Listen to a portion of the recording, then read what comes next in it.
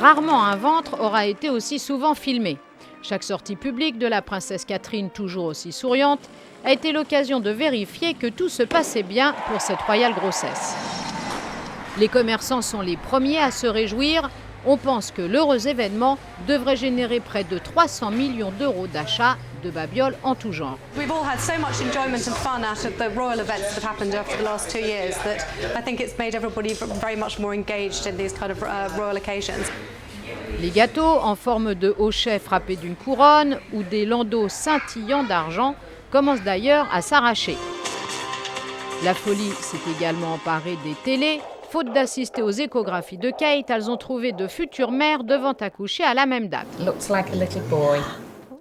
Catherine et William, eux, disent ne pas savoir s'ils auront un fils ou une fille, mais l'on sait au moins où la naissance va avoir lieu. Dans cet hôpital très chic et très cher de Londres, c'est celui qu'avait choisi la princesse Diana pour mettre au monde ses enfants. Le prince William y a vu le jour il y a exactement 31 ans. Comme tous les pères qui travaillent jusqu'à la dernière minute, William va recevoir un coup de fil lui annonçant que sa femme est sur le point d'accoucher et il va se précipiter à ses côtés.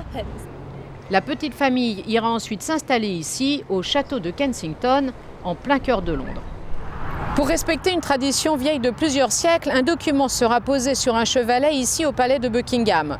Il annoncera l'heure de la naissance, le sexe du bébé et peut-être, mais ce n'est pas sûr, son prénom.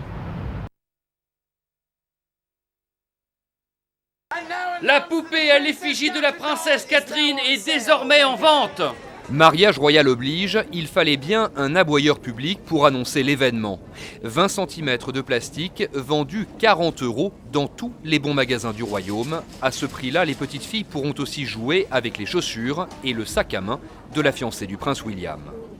La Catherine Mania, qui s'est emparée du pays, donne des idées à tous les chefs d'entreprise.